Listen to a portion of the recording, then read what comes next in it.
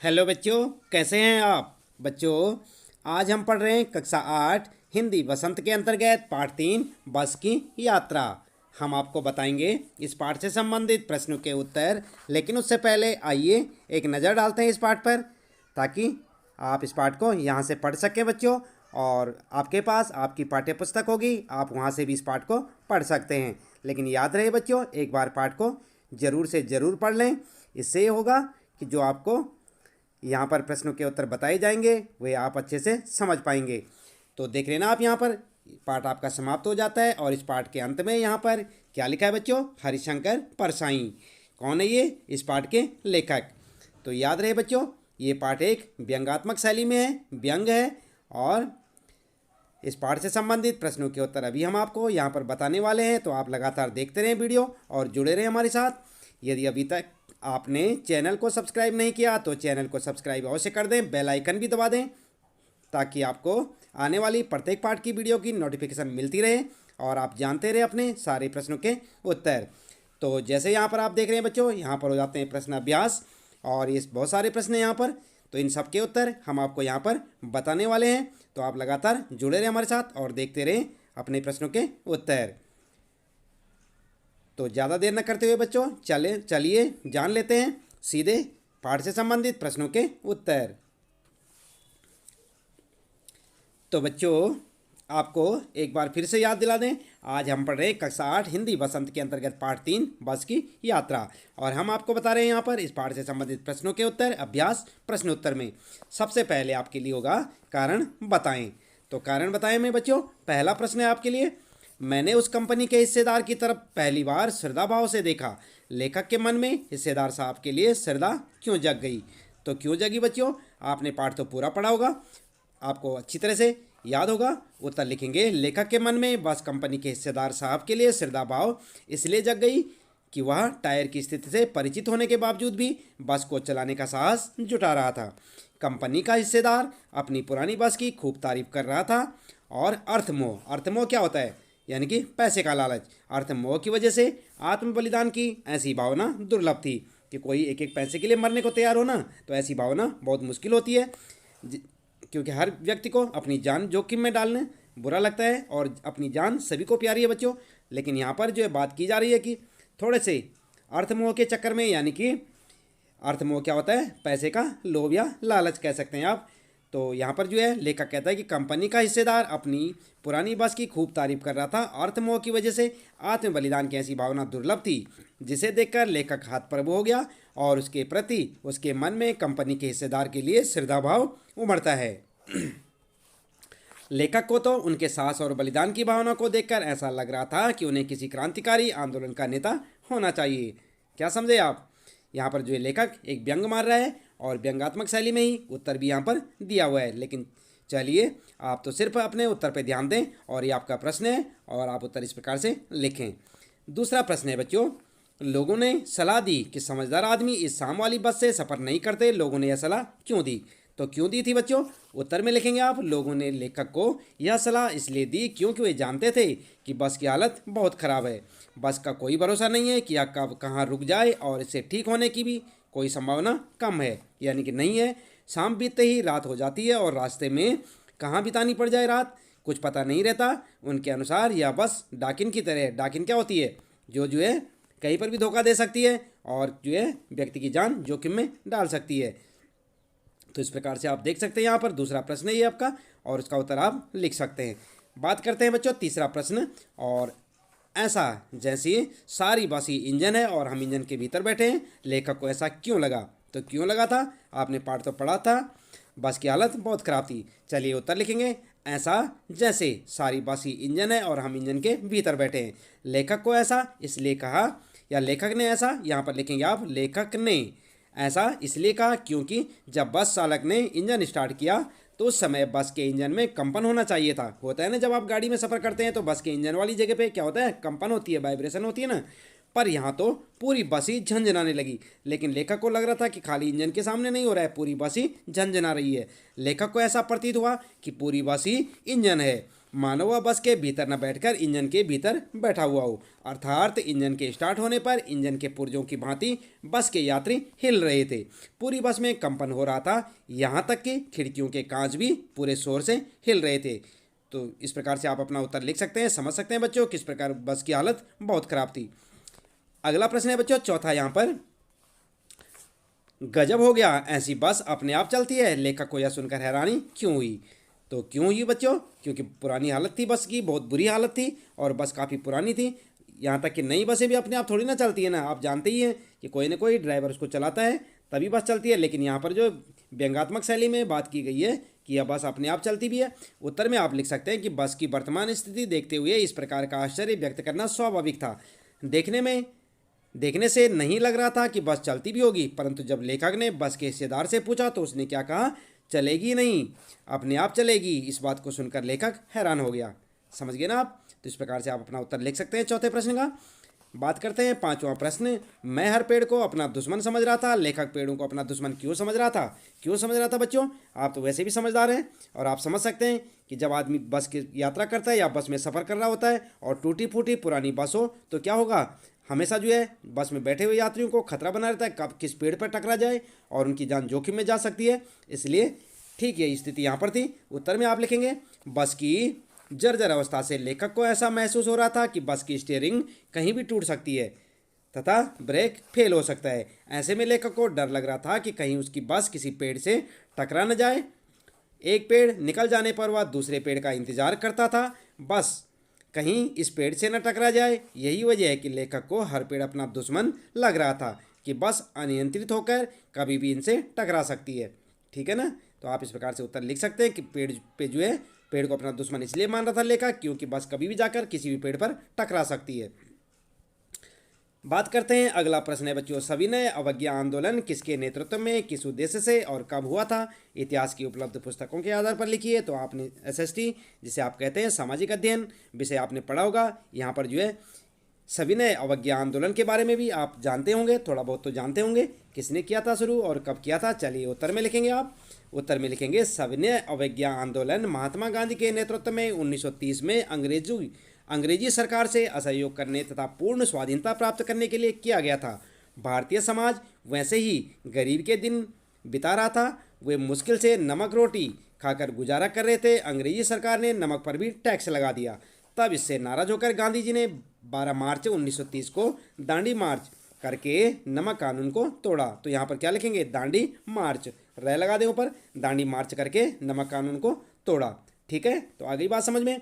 असहयोग आंदोलन जो था, सविनय अवज्ञा आंदोलन जो है किसने शुरू किया था? महात्मा गांधी ने। कब किया था? 1930 में, उनके नेतृत्व में हुआ था अंग्रेजी सरकार के खिलाफ। तो इस प्रकार से आप अपना उत्तर लिख सकते हैं बच्चों। यहाँ पर छठा प्रश्न है। अगला प्रश्न है बच्चों, सविनय अवज्ञा का उपयोग व्यंग्यकार ने किस रूप में किया है? लिखिए। तो यहाँ पर उत्तर लिखेंगे आप, सविनय अवज्ञा आंदोलन 1930 में सरकारी आदेशों का, यहाँ पर 2 बार में न लिखें, 1930 में सरकारी आदेशों का पालन न करने के लिए किया था। इसमें अंग्रेजी सरकार के साथ सहयोग न करने की भावना थी। लेखक ने सविनय अवज्ञा का उपयोग बस के संदर्भ में किया है। कहाँ पे किया है? बस के संदर्भ में।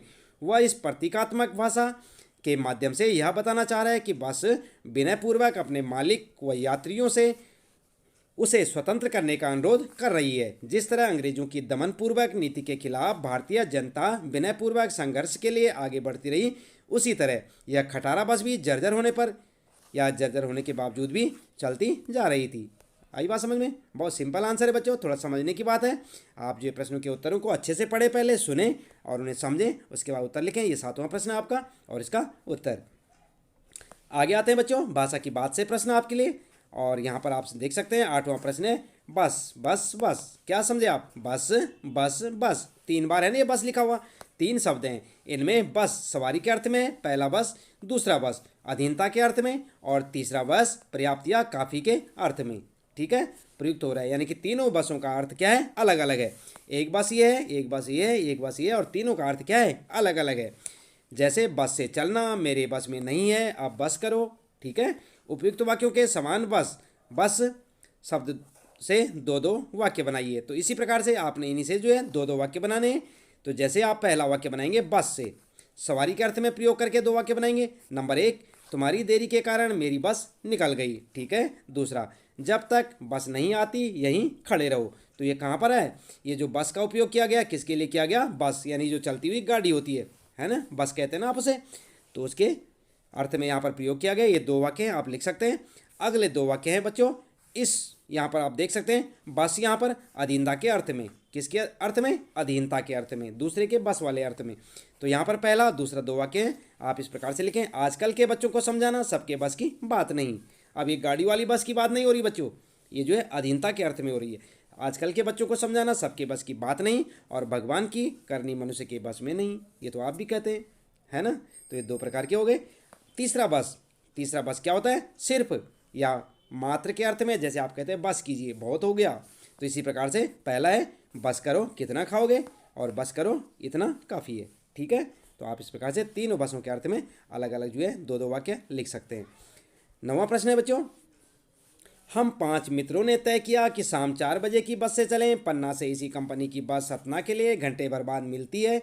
ऊपर दिए गए वाक्यों में ने, की, से आदि वाक्य के दो शब्दों के बीच संबंध स्थापित कर रहे हैं। ऐसे शब्दों को कारक कहते हैं। कारक जानते हैं ना आप? कर्ता ने कर्म को करण से संप्रदान के लिए अपादान से आते हैं ना, उनके आगे चिन्ह आते हैं, विभक्ति चिन्ह। इसी तरह दो वाक्यों को एक साथ जोड़ने के लिए की का प्रयोग होता है कहानी में। इस प्रकार से दोनों प्रकार के 4 वाक्यों को चुनिए। चलिए देख लेते हैं उत्तर में क्या लिखेंगे आप। उत्तर में लिखेंगे कारक शब्द से निर्मित वाक्य, और कारक का प्रयोग देखेंगे आप यहाँ पर। नंबर 1, यह समझ में नहीं आता कि सीट पर हम बैठे हैं या सीट हम पर बैठी है। तो यहाँ पर क्या है? पर का प्रयोग हुआ है। ठीक है। तो क्या है यहाँ पर? कर्ता ने कर्म को करण से संप्रदान के लिए अपादान से संबंध काके की अधिकरण में पर, में या पर। तो यहाँ पर क्या होगा? अधिकरण कारक। ठीक है। और इसी प्रकार से दूसरा यहाँ पर जो है, नई नवेली बसों से ज़्यादा विश्वसनीय है। तो कर्ता ने कर्म को करण से संप्रदान के लिए अपादान से। तो यहाँ पर क्या होगा? अपादान कारक। तीसरा होगा यहाँ पर, यह बस पूजा के योग्य थी। तो के किससे संबंध बताया गया? पूजा से। इस बस का संबंध किससे बताया गया? पूजा से। तो कर्ता ने कर्म को करण से संप्रदान के लिए अपादान से संबंध काके की। तो यहाँ पर क्या होगा? संबंध कारक।